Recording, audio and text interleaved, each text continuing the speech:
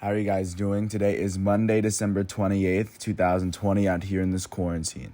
I'm James Sims, and for this episode of The Elite, I'm going to take you through the Elite performances and matchups from yesterday, being Sunday, December 27th. There was a good amount of football. Of course, there was NBA basketball to pick up as that season's getting started, along with college basketball, some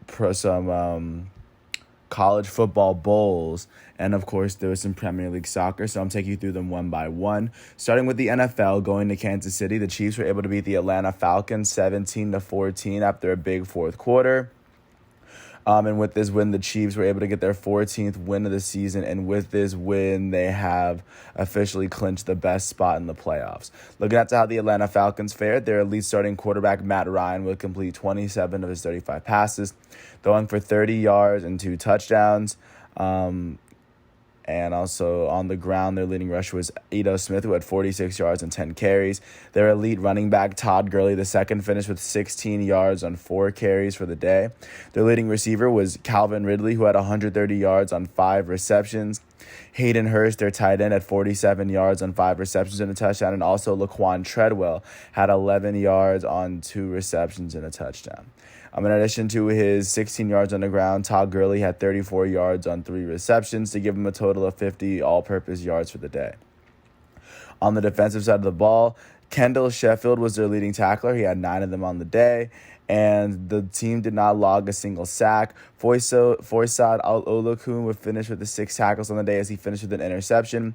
Also, Keanu Neal would intercept a pass from Sammy Watkins to Patrick Mahomes. And with that interception, he also had 5 tackles on the day for the Falcons. For the Kansas City Chiefs, their elite starting quarterback, Patrick Mahomes, would complete 24 of his 44 passes, throwing for 278 yards, 2 touchdowns, and a pick. He also ran for 21 yards on the day, so that would give him 299 yards of offense. Their leading receiver was Travis Kelce, who had 98 yards on 7 receptions and a touchdown. Their elite wide receiver, Tyreek Hill, would finish with 65 yards on 4 receptions.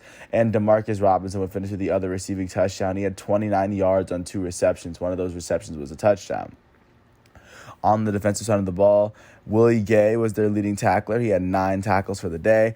Alex Okafor, Frank Clark, L'Jarius Sneed, and Chris Jones would combine to make the 4 sacks of the day for the Kansas City Chiefs. And also Darius Harris would recover a fumble for this team.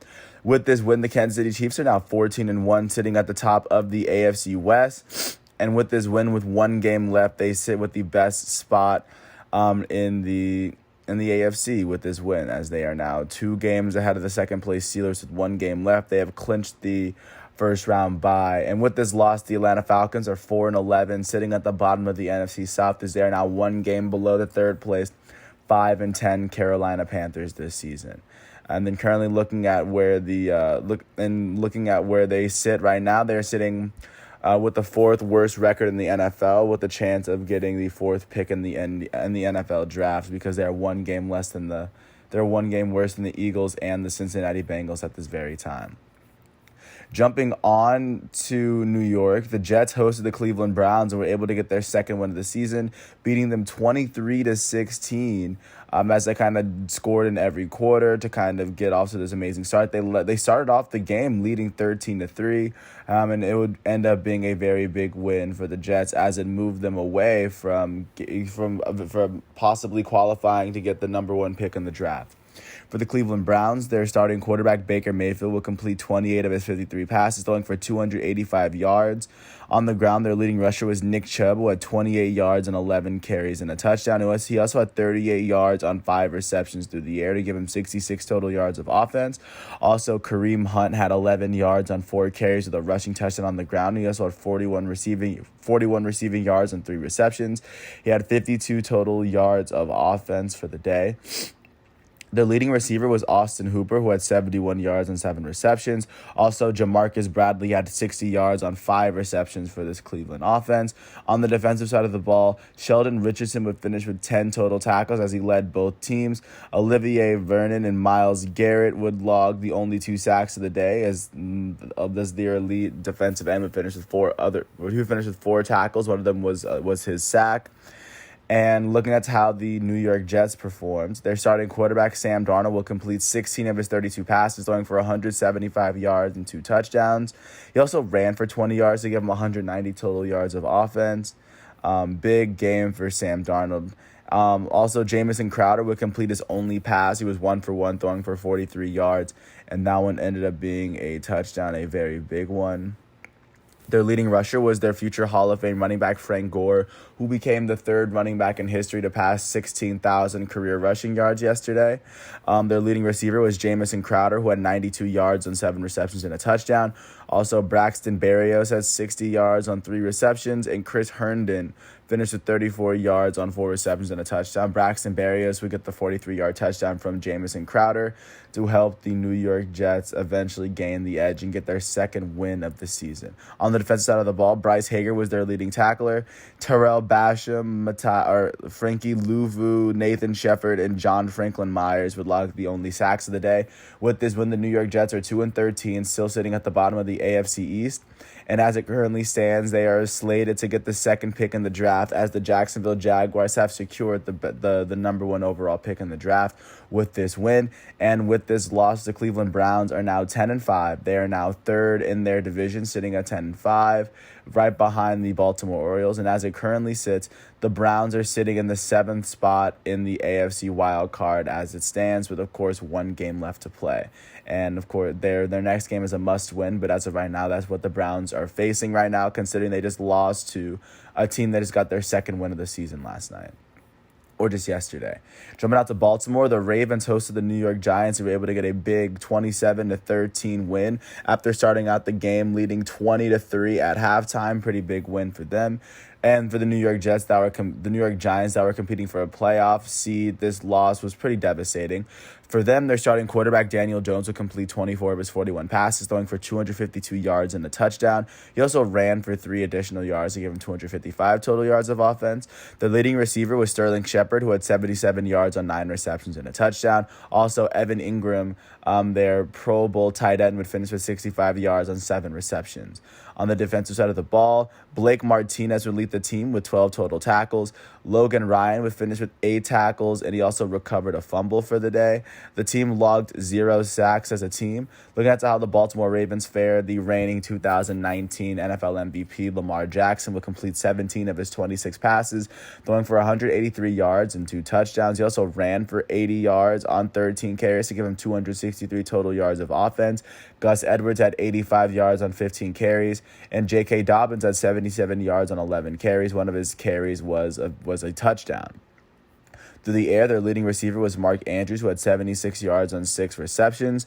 Marquise Hollywood Brown out of Oklahoma would finish with 25 yards on 4 receptions. One of those receptions was a touchdown. And then the only reception for Dez Bryant was an 8-yard touchdown for the Baltimore Ravens. On the defensive side of the ball, Marlon Humphrey led the team in tackles. He had 6 of them on the day. Chris Board finished with 4 tackles. He had 2 sacks on the day. Matthew Judon, Pernell McPhee, Jihad Ward, and Justin Madubuike would finish with sacks on the day to give the Ravens 6 on the day. With this win, the Ravens are now 10-5. They are sitting second in the AFC North, and as it currently stands, they are sitting in the 6th spot in the AFC wildcard. So, of course, a win for them could help secure that spot. And with this loss, the New York Giants are officially 5-10. They are third in the NFC East, as they are 1 game behind the Washington football team and the Dallas Cowboys. But technically, they are still in the playoff hunt as it stands, with the 13th best record in the NFC.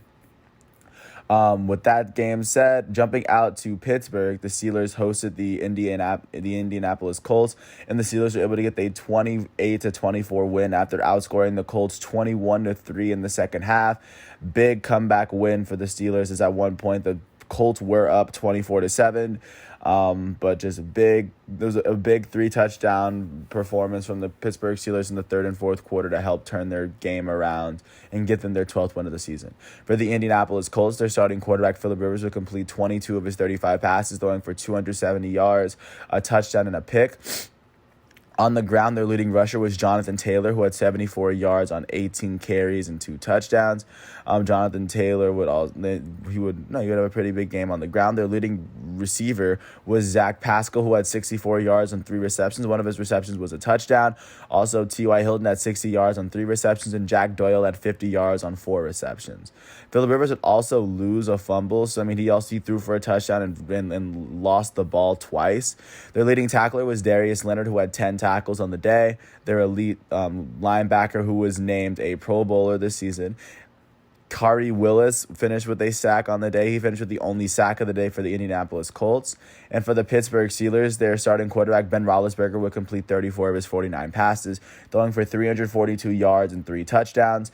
Their leading rusher was James Conner, who had 20 yards on 5 carries, and one of those carries was a touchdown. James Conner also had 45 yards on 5 receptions, which would give him 65 total yards of offense for the day. Their leading receiver was Juju Smith-Schuster, who had 96 yards on 9 receptions and a touchdown. Deontay Johnson had 75 yards on 8 receptions and a touchdown. Chase Claypool had 54 yards on 4 receptions. And Eric Ebron had 47 yards on 5 receptions, and he had the 3rd receiving touchdown for the Steelers. On the defensive side of the ball, Avery Williamson was the leading tackler. He had 14 tackles on the day. One of them was a sack. Mike Hilton would end up recovering a fumble for the Pittsburgh Steelers as he had 4 tackles, and he had an interception on the day. T.J. Watt, their young defensive end and Pro Bowler, would finish with 3 tackles, 2 of them being sacks on the day. In addition to Avery Williamson and T.J. Watts, 2 Cameron Hayward and Stephon Tuitt would finish with a sack each, giving the Pittsburgh Steelers 5 total sacks as a team. With this win, the Pittsburgh Steelers are now 12-3. They sit atop the AFC North by themselves, and with this win, they have clinched their division. As of right now, looking in the AFC, they are sitting in the 2nd spot in the conference with a half a game lead over the Buffalo Bills, who still have yet to play their game. But, of course, that was a big win for the Steelers. And with this loss, the Indianapolis Colts fall out of the wild card picture. They are now sitting at 10-5. But I guess the Titans, the Dolphins, the Ravens, and the Browns own the tiebreaker over the Colts. So right now the Colts are sitting in that 8th spot. And then this next game for them, they have to win if they want to try to make the playoffs. But, of course, big win for the Steelers nonetheless. And with this loss, of course, the Indianapolis Colts are also 2nd in the AFC South with the same record as the Titans. But, of course, the Titans own the tiebreaker, so the Colts are going to be the first team out in the AFC. Continuing on, that was Pittsburgh. Jumping out to Houston, the Texans hosted the Cincinnati Bengals, and the Bengals were able to best the Houston Texans in the very end, 37-31. Even in the 4th quarter with 6 minutes left, the Texans were up 31-27, but the Bengals were able to score 10 points in the last 2 minutes to, of course, pick up their 4th win of the season. For the Houston Texans, their lead starting quarterback, Deshaun Watson, would complete 24 of his 33 passes, throwing for 324 yards and 3 touchdowns. He also ran for 38 yards to give him a total of 362 yards of offense. Their leading rusher was David Johnson, who had 128 yards on 12 carries and a touchdown.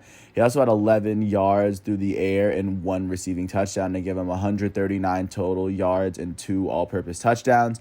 Their leading receiver was Brandon Cooks, who had 141 yards on 7 receptions and a touchdown. Kiki Kuti had 54 yards on 5 receptions. Darren Fells' only reception was a 22-yard touchdown, and of course, David Johnson. He would have 11 yards on 3 receptions with a touchdown, like I just said. On the defensive side of the ball, Zach Cunningham would finish with 14 tackles, leading the team. Lonnie Johnson Jr. would finish with 11. The team logged 0 sacks as a unit. With J.J. Watt, their go-to defensive end, was able to finish with 3 tackles. And looking at the Cincinnati Bengals fare, their starting quarterback, Brandon Allen, following his win against the Pittsburgh Steelers, was able to get his 2nd win as a starting quarterback. He completed 29 of his 37 passes, throwing for 371 yards and 2 touchdowns. Their leading rusher was Samaje Perine, who had 95 yards on 13 carries and 2 touchdowns. And Giovanni Bernard would have 65 yards on 16 carries. Giovanni Bernard would also have 66 receiving yards. He had 66 yards on 7 receptions to give him a total of 131 yards of offense. Samaje Perine's 41 yards would give him a total of 136 total offensive yards with his 2 touchdowns. T. Higgins had 99 yards on 6 receptions and a touchdown. Alex Erickson had 88 yards on 6 receptions. and their elite wide receiver A.J. Green would finish with 64 yards on 4 receptions for the team. On the defensive side of the ball, Darius Phillips would finish with 9 total tackles as he led the team. Sam Hubbard would log the only sack of the day for the team. Marcus Hunt would log a recovered fumble to go along with his only tackle of the day. With this win, the Cincinnati Bengals are now 4-10-1, sitting comfortably at the bottom of the AFC North. But currently looking at where they sit in the playoff picture, they are now slated with the 5th slot in the draft process behind the Atlanta Falcons and with the same record as the Philadelphia Eagles. With this loss, the Houston Texans are now 4-11. They are 3rd in the AFC South. They are 6 full games behind the Indianapolis Colts, who are now 10-5. But of course, with this loss, Houston now sits with the 3rd pick in the NFL draft with the same record as the Atlanta Falcons. That's where they sit. Continuing on, jumping out to Jacksonville, the Jaguars hosted the Chicago Bears, and the Bears were able to beat them 41-17. And with this loss, the Jacksonville Jaguars have secured the number 1 draft pick of the 2021 draft for themselves. As the Bears kind of dominated this one from beginning to end, outscoring the Jaguars 28-7 in the second half after only being up 13-10 at halftime. For the Jaguars, their starting quarterback Mike Glennon would complete 24 of his 37 passes, throwing for 211 yards, 2 touchdowns, and 2 picks. Their leading rusher was Dare Ogunbowale, who had 71 yards on 14 carries. DJ Chark Jr. would lead the team in receptions. He had receiving yards. He had 62 yards on 4 receptions and a touchdown. Laviska Shenault Jr. finished with 48 yards on 5 receptions, including a touchdown as well. On the defensive side of the ball, Greg Maben was their leading tackler. He had 10 of them on the day. Joe Schobert would finish with 8 tackles as he logged the sack, the only sack of the day for Jacksonville, and he had an interception. For the Chicago Bears, their starting quarterback was Mitch Trubisky, who completed 24 of his 35 passes, throwing for 265 yards, 2 touchdowns, and a pick. He also ran for 10 yards and a touchdown to give him 275 all-purpose yards and 3 touchdowns. David Montgomery would finish with 95 yards on 23 carries and a touchdown. He also had 26 yards through the air to give him 121 total yards of offense. Also, Artavis Pierce had 26 yards on 2 carries and a touchdown, and I've already said Mitch Trubisky had a rushing touchdown. Their leading receiver was Allen Robinson II, who had 103 yards on 10 carries. Jimmy Graham had 69 yards on 4 receptions, and he had both the receiving touchdowns for the Bears. On the defensive side of the ball, Roquan Smith would finish with 8 tackles on the day, leading the entire team. Danny Trevathan would finish with a sack, the only sack of the day. Khalil Mack, their elite linebacker, would finish with 2 tackles on the day. And also to go with his 8 tackles, Roquan Smith had 2 picks on the day. With this win, the Chicago Bears are now 8-7. They are sitting 2nd in the NFC North, and if you currently look at where they're sitting in the NFC, they now have control of the 7th spot in the NFC wild card, taking advantage of the Arizona Cardinals' loss and overtaking them in the standings with 1 game left. They have the same record as the Cardinals, so of course winning this next game could mean that they secure their spot in the playoffs, and it was a big win over the Jaguars. And with this loss, the Jaguars, like I said, the Jaguars now will have the number 1 pick in the 2021 draft moving forward. And for the rest of history, it will be the Jaguars who will have gone down with getting the first pick in this draft. So that's the Jaguars game. Jumping out to Los Angeles, the Chargers hosted the Denver Broncos and were able to get their 6th win of the season, beating the Broncos 19-16. This game went down to the very end, and it would be a Los Angeles Chargers field goal with 40 seconds left that would get them their 6th win of the season, as this game was pretty much close for the entire game, as the Chargers did lead 16-3 at one point. The Broncos brought it back and tied it up with 2.5 minutes left, but the Chargers kept it at arm's length and were able to get the big win. For the Broncos, their starting quarterback, Drew Lock, who missed a good chunk of the season due to injury, he would complete 24 of his 47 passes, throwing for 264 yards and 2 touchdowns. In addition to that, he also ran for 15 yards and a touchdown to give him 281 total yards of offense with 1 touchdown and 2 interceptions. Their leading rusher was Melvin Gordon III, who had 79 yards on 16 carries. Their leading receiver was Deshaun Hamilton, who had 77 yards on 5 receptions. Noah Fant had 65 yards on 6 receptions, and Jerry Jeudy had 61 yards on 6 receptions. On the defensive side of the ball, Michael Ojemudia finished with 7 tackles, along with Alexander Johnson. Both teams they both had 7 each. Malik Reed finished with a sack, same with Draymond Jones. They logged both the sacks for the Denver Broncos. And for the Los Angeles Chargers, their rookie starting quarterback Justin Herbert would complete 21 of his 33 passes, throwing for 253 yards and a touchdown. Through the air, the leading receiver was Mike Williams, who had 54 yards on 4 receptions. And Austin Eckler, in addition to his 45 yards on the ground, finished with 23 yards in 3 receptions through the air to give him 68 total yards of offense. And he had 1 receiving touchdown for the day. Their leading tacklers were Kenneth Murray Jr., Michael Davis, and Jaleel Adai, who each finished with 9 tackles. Nick Vigil would finish with a solo sack, and then Jaleel Adai and Chris Harris Jr. would combine for the second sack. Casey Hayward Jr. would finish with a tackle on the day as he logged an interception. Mike Williams also logged an interception, as that was his big play of the day, as he didn't log a single tackle, but he got that interception. With this win, the Los Angeles Chargers are now sitting with the 3rd best record in the AFC West, a game behind the Las Vegas Raiders, and with this loss, the Denver Broncos are now 5-10, as they are now 1 game below the Los Angeles Chargers. Only 2 games separates the bottom 3 teams in the AFC West, but looking at where they sit, none of those teams have officially clinched the playoffs. With that loss, the Denver Broncos are now sitting with the 7th worst. They're sitting with the 7th pick in their possession in the NFL draft, and the Los Angeles Chargers, with this loss, they most likely will be sitting with the 11th pick in the NFL draft, because that's currently how it sits as of right now.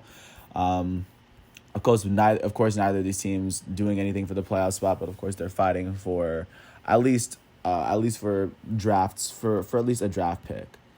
Jumping to Washington, D.C., the Washington football team hosted the Carolina Panthers, and the Panthers were able to get their 5th win of the season, beating the Washington football team 20-13 after scoring all 20 of their points in the first half. The Washington football team would score 10 of their 13 points in the second half, but it just simply wouldn't be enough. For the football team, their starting quarterback, Dwayne Haskins, would complete 14 of his 28 passes for 154 yards and 2 picks. Taylor Henke would be their other quarterback. He completed 12 of his 19 passes, throwing for 107 yards and a touchdown. He also ran for 22 yards to give him a total of 159 yards of offense. Their leading rusher was Antonio Gibson, who had 61 yards on 10 carries. Their leading receiver was J.D. McKissick, who had 77 yards on 8 carries and a touchdown. And he also had 15 yards on 4 carries on the ground to give him 92 total yards of offense and a receiving touchdown. Cam Sims had 63 yards on 3 receptions. Logan Thomas had 63 yards on 7 receptions. And Steven Sims Jr. would finish with 52 yards on 4 receptions for the day. On the defensive side of the ball, Cole Holcomb would lead the team with 11 total tackles on the day. He had a sack. Daron Payne would finish with a sack. So would Montez Sweat. And their elite young defensive end, Chase Young, would finish with 4 tackles, one of them being a sack. And he also finished with a forced fumble for the day. Cameron Curl finished with an interception on the day, as he had 9 tackles for the team. For the Carolina Panthers, their starting quarterback, Teddy Bridgewater, completed 19 of his 28 passes, throwing for 197 yards, a touchdown, and a pick. He also ran for 7 yards to give them 204 total yards of offense. Curtis Samuel had 52 yards on the ground to go with his 7 carries. He also had 106 yards on 5 receptions to give him 158 total yards of offense. Mike Davis had 28 yards on 14 carries, and one of those carries was a touchdown. And Robbie Anderson would finish with 39 yards on 7 receptions and the only receiving touchdown for the Carolina Panthers.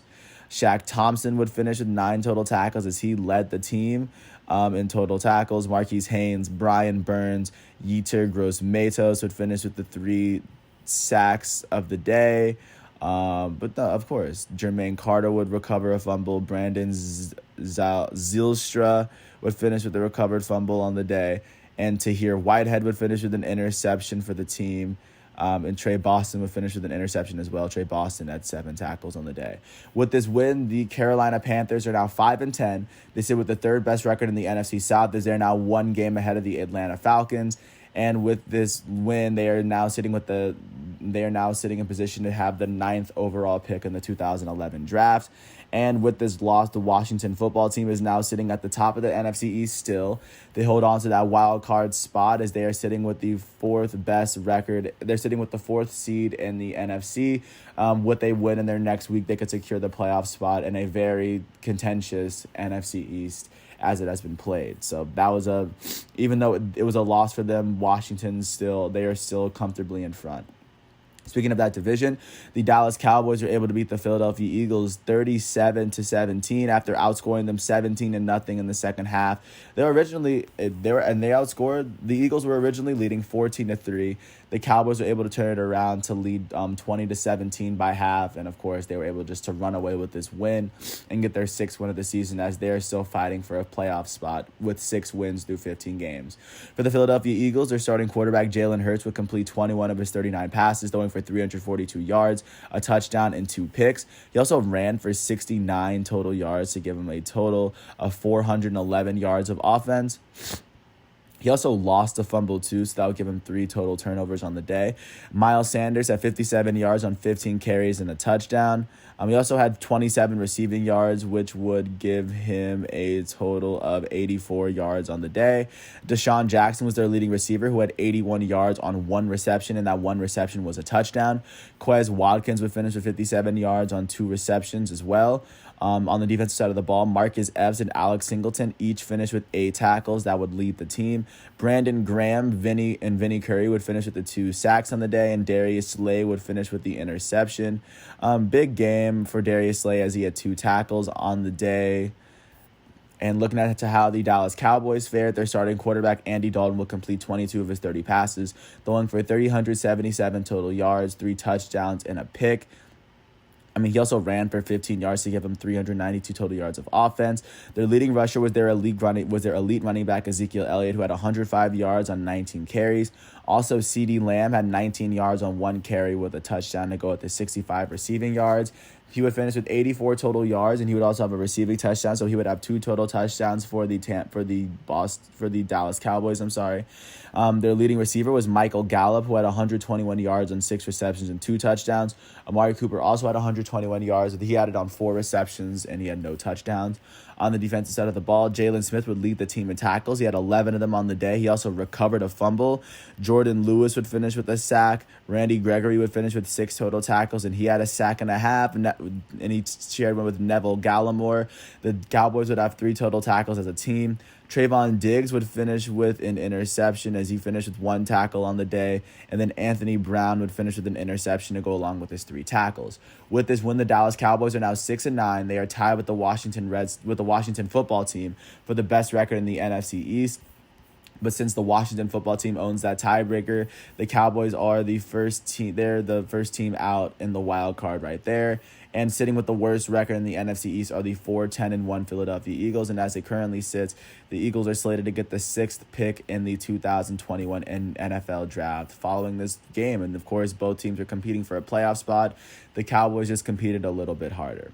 Jumping out to Seattle, the Seattle Seahawks hosted the Los Angeles Rams and were able to beat their division rivals 2-9. After not scoring in the first quarter, the Seahawks were able to tie it up at 6 for halftime, and then they were able to outscore the Rams 14-3 in the second half to get their 11th win of the season. For the Los Angeles Rams, their starting quarterback Jared Goff would complete 24 of his 43 passes, throwing for 234 yards. He threw for a pick. He also ran for 23 yards to give him 267 total yards of offense. Their leading rusher was Darrell Henderson Jr., who had 62 yards on 12 carries. Their leading receiver was Cooper Kupp, who had 66 yards on 8 carries, and also Josh Reynolds had 65 yards on 6 receptions. On the defensive side of the ball, Troy Reeder would be their leading tackler. He had 11 of them on the day. Leonard Floyd had 7 tackles, and 2 of them were sacks. Sebastian Joseph Day would finish with 3 tackles and a sack. Their go-to defensive tackle, Aaron Donald, would finish with 2 tackles and a sack. Greg Gaines would finish with a sack, as well as the Rams logged 5 as a team. For the Seattle Seahawks, their elite starting quarterback, Russell Wilson, would complete 20 of his 32 passes for 225 yards and a touchdown. He also ran for 9 yards and a touchdown to give him 234 total yards of offense with 2 touchdowns. Chris Carson was their leading rusher. He had 69 yards on 16 carries. Their leading receiver was DK Metcalf, who had 59 yards on 6 receptions. And then Jacob Hollister finished with 17 yards on 2 receptions, and he had the only receiving touchdown of the day for the Seattle Seahawks.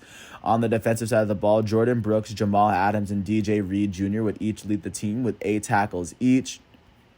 Jaron Reed would finish with 3 tackles as he had 2 sacks on the day. And then Alton Robinson would log the 3rd sack of the day for the Seattle Seahawks. And then Quandre Diggs would log the interception of the day as he had 6 tackles. With this win, the Seattle Seahawks are now 11-4, sitting at the top of the NFC West. With this win, of course, they have already clinched a playoff spot, but they currently sit 3rd in the NFC as they currently have the same record as the Saints, but the Saints own the tiebreaker. But this is a very big win for the Seahawks, as with this, they have officially clinched their division. And depending on how the Buccaneers fare out, how their games fare out between the Saints and the Buccaneers, the Seahawks could see themselves possibly sitting with the 3rd spot at the worst, and they could sit with the 2nd spot at the very best if all goes right, and possibly 1st spot if the Packers were to lose. But the Seahawks are sitting comfortably in playoff position with this win, a very big win that they needed from the get-go.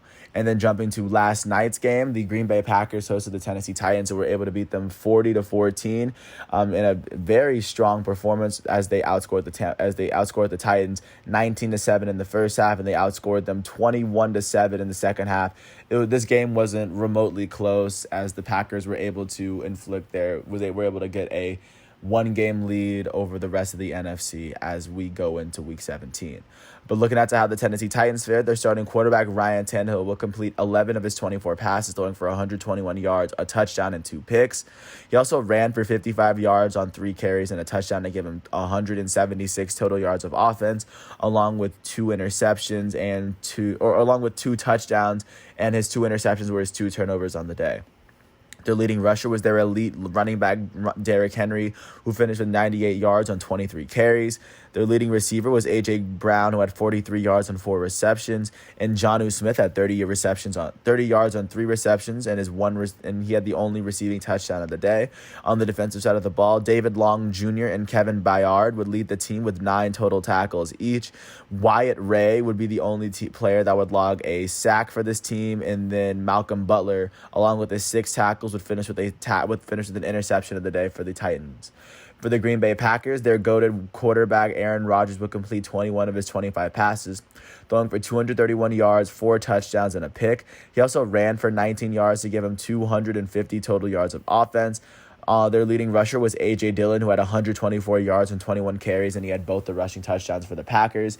Aaron Jones had 94 yards on 10 carries as well. Through the air, their leading receiver was Davante Adams. He had 142 yards on 11 receptions and 3 touchdowns. And then Equanimeous St. Brown finished with 21 yards on 1 reception, and he had the only other receiving touchdown for the Green Bay Packers. On the defensive side of the ball, Chris Barnes finished with 7 tackles on the day as he led the team. Zadarius Smith, Christian Kirksey would log the only 2 sacks of the day.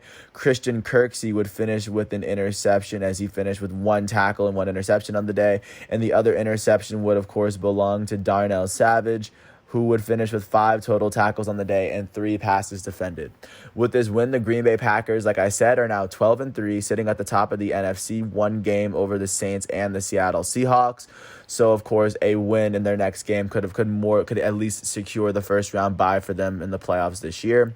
And with this loss, the Tennessee Titans are still sitting at the top of the AFC South. They have yet to clinch the playoffs yet. They have the same record as the Indianapolis Colts, and a loss could possibly see them fall out of the playoff picture. But as of right now, they are sitting with the 4th seed. And a win in their next game could be the game that puts them through to the next round. And we could even see how the last Monday Night Football game shapes the playoff picture. But looking at the last game of Week 16, tonight at 8:15, the 6-8 New England Patriots are going to host the 11-3 Buffalo Bills on ESPN and ABC. Cam Newton possibly in his last games in his last few games starting a game, and of course he's been playing a very interesting season as he's one of the leaders in rushing yards and rushing touchdowns. And the Buffalo Bills have been off to an amazing start. Looking at to where the Buffalo Bills are situated, the Bills are sitting 3rd in the AFC. A win here could see them possibly jump ahead of the Steelers for the time being. So of course this is going to be a very big game, and it'll shape how the AFC is situated. But that's everything that's going on with the NFL. Really quickly, just taking you through the bowl games, everything that's happened so far up until now, because the big bowls haven't officially played, but a lot of them have. Starting with December 21st, Appalachian State was able to beat North Texas 56-28 to win the Myrtle Beach Bowl. In this game, their quarterback Jason Bean would throw for 251 yards, or that was for North Texas. Cameron Peoples for Appalachian State would run for 317 yards on five touchdowns and 22 carries. On December 22nd, 16th ranked BYU was able to beat unranked UCF 49-23 behind Zach Wilson's 425 passing yards and Tyler Algiers 173 rushing yards. They were able to finish their season 11-1 in the roofclaim.com Boca Raton Bowl, and with this loss, UCF they would finish their season 6-4. Also, unranked Nevada was able to beat unranked Tulane 38-27. Carson Strong threw for 271 yards and 5 touchdowns for Nevada to finish their season 7-2. Tulane would finish their season 6-6. Going out to Wednesday, December 23rd, Georgia Southern was able to beat Louisiana Tech, neither team ranked, as Georgia Southern finished their season 8-5 with a 38-3 win. For them, their starting quarterback Shea Wertz would throw for 126 yards. And then also on the ground, Georgia Southern's leading rusher Gerald Greenfield would finish with 108 yards and 16 carries. Shea Wertz would finish with 71 rushing yards and 3 touchdowns. So, of course, he would finish with 177 total yards of offense and 3 touchdowns to give Georgia State a very big win, especially in this bowl season. Continuing on down the list, unranked Memphis was able to beat unranked Florida Atlantic 25-10. That was Lane Kiffin's Florida Atlantic. Brady White throwing for 284 yards and 3 touchdowns, scoring all 25 of their points in the first 3 quarters, and they would finish their season 8-3 as Florida Atlantic would finish 5-4. On Thursday, Christmas Eve, unranked Hawaii was able to beat unranked Houston 28-14. Big win for Hawaii. They would finish 5-4. And in the New Mexico Bowl, their quarterback Siobhan Cordero would finish throwing for 136 yards and 3 touchdowns. Big win for the Hawaii Rainbow Warriors on Christmas Eve. Continuing on with these bowls going on to Christmas Day, unranked Buffalo was able to beat unranked Marshall 17-10, especially off of their second touchdown. Kyle Van Treese would throw the ball, and he would throw for 140 yards, and Kevin Marks would run for 138 yards and a touchdown to finish off an amazing season at Buffalo. With the season, Buffalo is now 6-1 with this win, and Marshall is 7-3 with the loss. On Saturday, December 26th, 12th ranked Coastal Carolina lost at home to Liberty. It will go down to the very end. Mark Willis leading the way for Liberty, running for 137 yards and 4 touchdowns as Liberty finished their season 10-1. And the 12th ranked Coastal Carolina Chanticleers, they would pick up their first loss of the entire season, but they still finished 11-1. 19th ranked Louisiana was able to beat UT San Antonio 31-24. For Louisiana, their leading rusher Elijah Mitchell would run for 127 yards and a touchdown as they finished their season 10-1. UT San Antonio would finish 7-5, especially here following this first responder bowl. And Georgia State was able to beat Western Kentucky 39-21.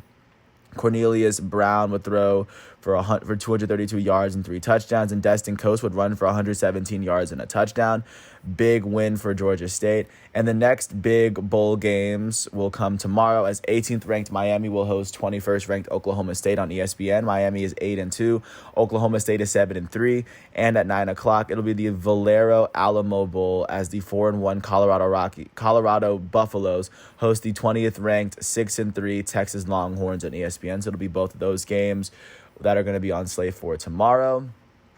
And then jumping out to soccer really quickly just to show you how that table is looking, so especially on the Premier League, because the Premier League are the only games that are, of course, on right now. And looking into yesterday's performances, Liverpool was able to tie with West Brom as Sadio Mane would score in the 12th minute. And then West Brom's goal in the 82nd minute would give both points 1 point in the table. With this draw, Liverpool is sitting comfortably atop the Premier League with as they are 3 points ahead of second place Everton. So that's currently where they sit following this. And Tottenham Hotspur was able to draw with Wolverhampton as Ndombele's first minute goal was enough to keep Tottenham in the lead for the first 86 minutes until Wolverhampton tied it right back up. With this draw, Tottenham is currently sitting fifth in the table. They have 26 points. They are 6 points behind Liverpool from the very top. So and they've kind of been falling ever since they had a chance of competing with Liverpool for the best record. But as of right now, their couple of draws haven't been their loss and draw have not been helpful for their standing in the table. So that's where the Premier League currently sits. And looking towards today's games, Leicester City, who's sitting third in the Premier League, they're going to face off against Crystal Palace at 10 o'clock. So, of course, that's going to be a game a lot of people are watching. Leicester City is 3 points from the top. Chelsea's going to host Aston Villa at 12:30. Chelsea currently sits 8th in the Premier League table as they are 7 points from the top. As Aston Villa is sitting 7th, so they're kind of sitting in the same exact spot. They both have the same amount of points. Aston Villa has 2 less games played, though. And then Everton's going to host Manchester City at 3 o'clock. Everton is currently sitting 2nd in the table. They are 3 points behind Liverpool, and Manchester City is sitting 6th in the table as they are now 6 points from the top with 1 less game played. So this will be a very important matchup in the Premier League thus far. And then jumping out to the NBA to show you what's going on in the NBA, showing what's going on in those leagues. Starting with yesterday's performances, starting in Los Angeles, the Clippers hosted the Dallas Mavericks, and the Dallas Mavericks, after beating the Los Angeles Clippers 77-7 or to 27 in the first half, they were able to beat the Clippers 124-73 to get their first win of the season, as the Clippers picked up their first loss of the season, as Kawhi Leonard did not play for this entire game. But for the Clippers, their best performer was their elite shooting guard, Paul George, who finished with 15 points, 2 rebounds, and 4 assists in 24 minutes as he shot 4 for 13 from the field, 0 for 6 from 3, and he made 7 of his 8 free throw attempts. Not much else going on for the Los Angeles Clippers, but with this win for the Dallas Mavericks, their starting shooting guard, Tim Hardaway Jr., would finish with 18 points, 5 rebounds, 2 assists, and 2 steals in 23 minutes as he shot 7 for 14 from the field.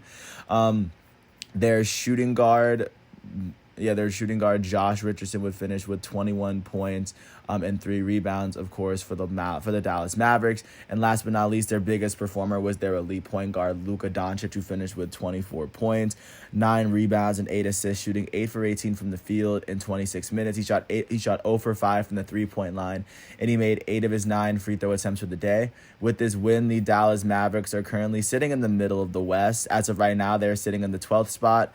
And with this loss, the Los Angeles Clippers are currently sitting with the 3rd seed in the entire West, with a 2-1 record so far this season. Jumping to Charlotte, the Hornets hosted the Brooklyn Nets and were able to beat them 106-104. As this game went on to the very end, and it would be Gordon Hayward's 28 points that would put the Brooklyn Nets away. Looking at how the Brooklyn Nets fared, their elite point guard, Kyrie Irving, would finish with 25 points, 3 rebounds, and 6 assists as he shot 10 for 17 from the field, 3 for 8 from 3. And their goated small forward, Kevin Durant, would finish with 29 points, 3 rebounds, and 4 assists as he shot 9 for 15 from the field in 36 minutes, shooting 5 for 7 from 3, and he made 6 of his 9 free throws. For the Charlotte Hornets, out of their starters, their point guard, Terry Rozier, would finish with 19 points, 4 rebounds, and 5 assists, shooting 7 for 14 from the field. And then their small forward, Gordon Hayward, would lead the team in scoring as he had 28 points on the day, earning his contract, was shooting 12 for 20 for the field in 36 minutes, 2 for 3 from the 3-point line, and he made both of his free throw attempts. With this win, the Charlotte Hornets are now 1-2, currently sitting in the middle of the East. As of right now, they're sitting in the 10th spot, and with this loss, the Brooklyn Nets are now 2-1, sitting 6th in the entire East with this loss. So it was a very big win for Charlotte. It was their first win of the season.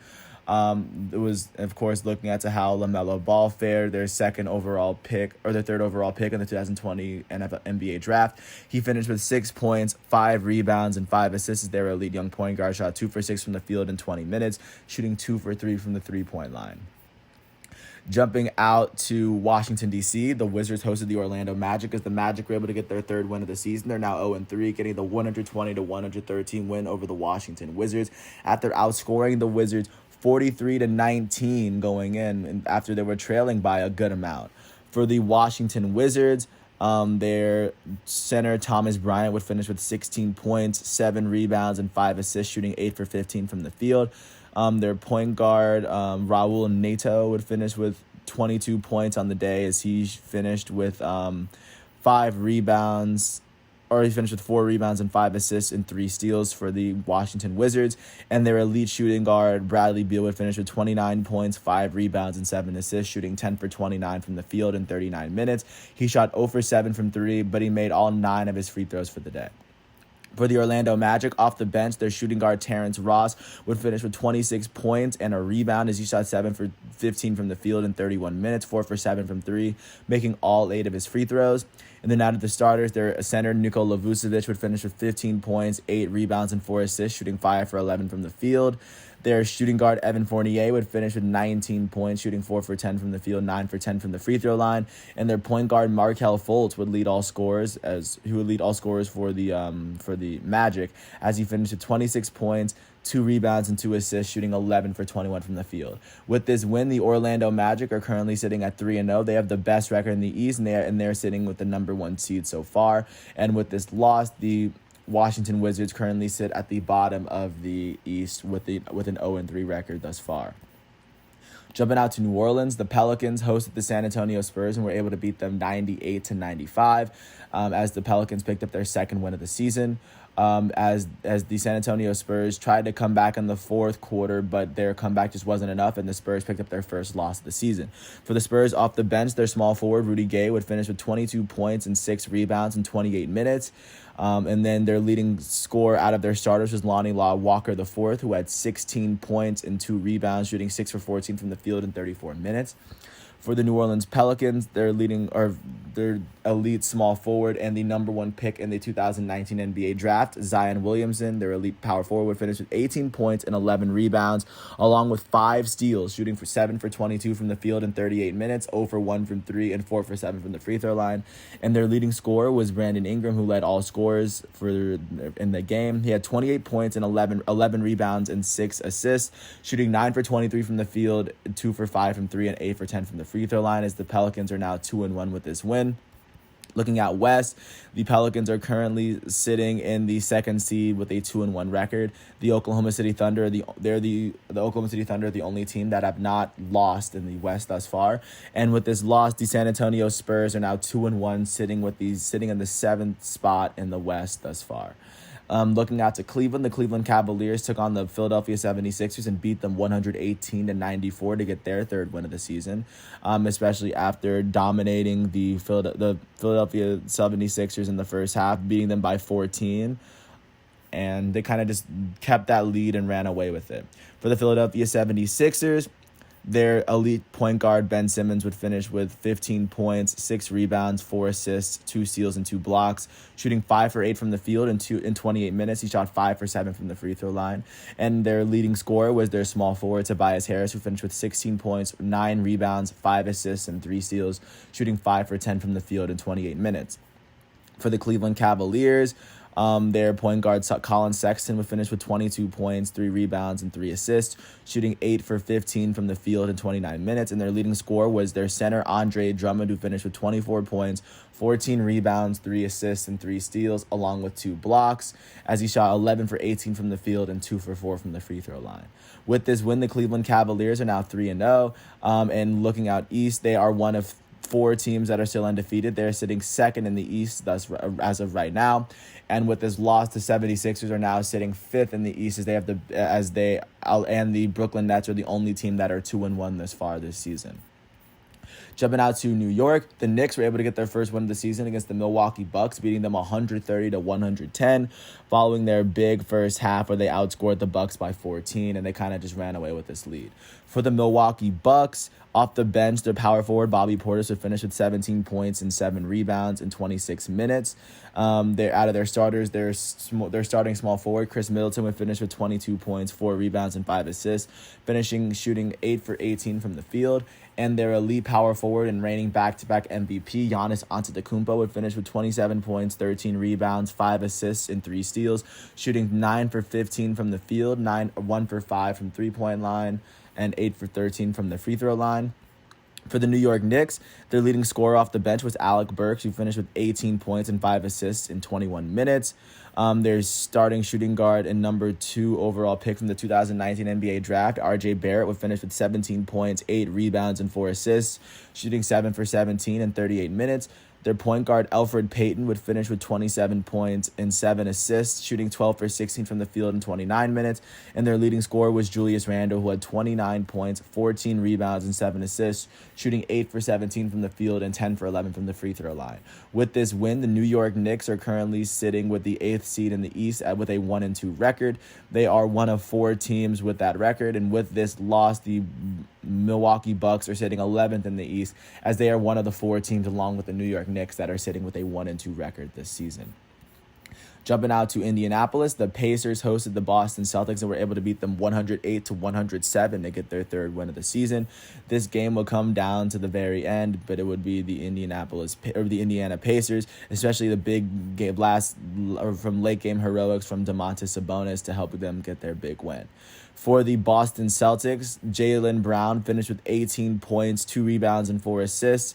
As he started for the Boston Celtics. He shot 8 for 13 from the field, and their leading scorer was their elite power forward, Jason Tatum, who had 25 points, 11 rebounds, and 5 assists in 36 minutes, shooting 9 for 21 from the field, 3 for 9 from the three-point line, and he made all 4 of his free throws. For the Indiana Pacers, their leading scorer off the bench was Doug McDermott, who had 16 points and 3 assists, shooting 6 for 12 from the field in 27 minutes. Their small forward, TJ Warren, would finish with 17 points and 5 rebounds in 38 minutes. Their power forward and former All-Star Domantas Sabonis would finish with 19 points, 10 rebounds, and 5 assists, shooting 8 for 18 from the field in 41 minutes. And then their leading scorer was Malcolm Brogdon, their point guard, who had 25 points, 5 rebounds, and 5 assists, along with 2 steals, shooting 11 for 20 from the field, 2 for 7 from 3, and then 1 for 2 from the free throw line. With this win, the Indiana Pacers are now 3-0, as they now sit with the 3rd best record in the East, tied with the Cavaliers and Magic at 3-0. And the Boston Celtics, with this loss, now drops to the 9th seed in the East, as they are now 1-2. They're one of 4 teams, along with the Knicks, the Hornets, and the Bucks, that currently sit with a 1-2 record in the East as of right now. Jumping out to Chicago, the Bulls hosted the Golden State Warriors, and the Golden State Warriors were able to get their first win of the season, beating the Bulls 129-128 after coming back from trailing at the end of the third quarter. For the Chicago Bulls, their point guard Kobe White would finish with 20 points, 7 rebounds, and 5 assists, shooting 8 for 19 from the field in 36 minutes. Their center, Wendell Carter Jr., would finish with 22 points, 13 rebounds, and 4 assists, shooting 8 for 9 from the field in 31 minutes. Their forward, Lauri Markkanen, would finish with 23 points and 7 rebounds, shooting 7 for 13 from the field, 4 for 7 from 3. And their leading scorer was Zach LaVine, who had 33 points, 7 rebounds, 3 assists, 2 steals, and 2 blocks, as he shot 11 for 23 from the field on the day, 4 for 12 from the three-point line. For the Golden State Warriors, off the bench, their leading scorer off the bench was Eric Pascal, who had 15 points, 2 rebounds, 2 assists, and 2 steals in 19 minutes. And then out of their starters, their small forward, Andrew Wiggins, would finish with 19 points, 9 rebounds, and 4 assists in 36 minutes. And their goated point guard, Steph Curry, would finish with 36 points and 6 assists, shooting 11 for 25 from the field, 5 for 15 from 3, and he made all 9 of his free throws for the day. With this win, the Golden State Warriors are sitting at 1-2 in the West, with the 2nd best record with the 11th best record in the entire conference. And looking at the East, the Bulls are currently sitting with the 14th best record in the East, as they, along with the Washington Wizards, sport the East's worst record at 0-3. Jumping out to Sacramento, the Sacramento Kings hosted the Phoenix Suns, and the Suns were able to get the best of the Kings, beating them 116-100. As they were able to outscore the Kings by 16 for the entire second half after the score was tied. No, after the Suns kind of had a little bit of a lead, they outscored the Kings by 13 in the second half. But for the Sacramento Kings, off the bench, Tyrese Halliburton would finish with 15 points and 6 assists, as he was their first-round pick this year, as he shot 5 for 7 in the first 27 minutes. And their leading scorer for the day was Buddy Hield, who finished with 17 points and 3 assists, with shooting 6 for 16 from the field on the day. And then for the Phoenix Suns, off the bench, their small forward Cam Johnson would finish with 21 points in 21 minutes. Out of their starters, their elite point guard Chris Paul would finish with 8 points, 4 rebounds, and 12 assists, shooting 4 for 10 from the field on the day. There's elite shooting guard Devin Booker would finish with 20 points, 5 rebounds, and 5 assists, along with 2 steals, shooting 8 for 19 from the field in 35 minutes and 1 for 6 from the three-point line. And then their small forward Michael Bridges would finish with 22 points and 7 rebounds, shooting 9 for 15 in 36 minutes. With this win, the Phoenix Suns are now 2-1. If you look out west, the Phoenix Suns are currently sitting with the 4th spot in the conference. And with this loss, the Kings are sitting in the 5th spot right behind them, as both teams are now 2-1 following this win for the Suns. And jumping out to last night's final game of the night, the Los Angeles Lakers were able to beat the Minnesota Timberwolves 127-91, as the Lakers dominated this game from the opening tip, outscoring the Timberwolves by 17 in the first quarter and by 14 in the third. So it was pretty hard to come back from that. For the Minnesota Timberwolves, their number 1 overall pick in the 2020 NBA draft, Anthony Edwards would finish with 15 points, 4 rebounds, and 2 assists in 29 minutes as he shot 6 for 21 from the field, 1 for 9 from 3. He was their leading scorer for the entire game. No other player scored 15 points, so he had a pretty big outing for the team, even though their team lost. For the Los Angeles Lakers, their goated small forward LeBron James would finish with 18 points, 9 rebounds, and 5 assists, as he shot 6 for 13 from the field in 26 minutes, 1 for 5 from 3, and 5 for 7 from the free throw line. And their power forward Kyle Kuzma would lead the team with 20 points, 3 rebounds, and 3 assists, shooting 8 for 12 from the field, as Anthony Davis did not play. And with this win, the Los Angeles Lakers are currently sitting with the 6th seed in the West, with a 2-1 record along 6 other teams in that division as of right now. And another team with a 2-1 record in the West is the Minnesota Timberwolves, who are sitting with the 8th seed in the entire West. But currently, that is how the NBA is looking out to what games to look forward to today. And just starting with the later games at 7:30, the 2-0 Atlanta Hawks are going to host the 0-2 Detroit Pistons. The 2-1 Brooklyn Nets, led by Kyrie Irving and Kevin Durant, are looking to give the Memphis Grizzlies their 3rd loss of the season, as the Grizzlies still have yet to win a basketball game this year. At 8 o'clock, the 1-0 Oklahoma City Thunder are going to face off against the 1-1 Utah Jazz, as the Thunder are the only team left in the West who have yet to lose a game. At 9 o'clock, the 0-2 Denver Nuggets are going to host the 0-1 Houston Rockets, as both of those teams look to get their first win of the season, as James Harden looks to get his first win with the Rockets, as of course he still scored 44 points and had 17 assists in his first outing. And then the last game of the night will be on NBA TV, as the 2-1 Los Angeles Lakers host the 1-1 Portland Trailblazers in a rematch of the first round of the Western Conference playoffs. So that'll be a big matchup, as hopefully Anthony Davis will come back for the Lakers along with LeBron, and CJ McCollum and Damian Lillard looking to give an encore following their last performance, which led them to go into overtime. And then last but not least, taking you through college basketball just to show you what's been going on this week, starting with, because there were no ranked games yesterday, taking you through today's matchups. At 7 o'clock, 9th-ranked Wisconsin's going to host unranked Maryland. Wisconsin is 8-1. They are 2-0 in the Big Ten, and Maryland is 5-3. They are 0-2 in the Big Ten. At 8 o'clock, unranked Minnesota at 8-1. They're going to host 6-2, 12th-ranked Michigan State. Michigan State is 6-2. They are 0-2 in the Big Ten. Minnesota is 1-1 in the Big Ten, so that's going to be a big matchup. And then at 9 o'clock, first-ranked Gonzaga is going to host 1-5 unranked Northern Arizona University, so that looks like it's going to be an easy game for Gonzaga. But of course, with that said, that is everything that's going on today for Monday, December 28th, 2020. Later today, I'm going to include a list that has all of the elite soccer players that I'm going to refer to for all of 2021, and of course, I'm going to update them year by year. But I will get back regarding a video about that tonight, and tomorrow, of course, I'm going to fill in regarding the last NFL game, along with basketball that happens tonight and Premier League soccer. And following that, I'm going to do one last playoff picture going into Week 17 tomorrow as well. So there's a good amount to look forward to within the next couple of days. But with that said, I want to appreciate you once again for listening to The Elite. Today is Monday, December 28th, 2020. I hope all is well in this quarantine. And I'll catch you tomorrow regarding everything else. Thank you for listening to all 58 minutes of my piece.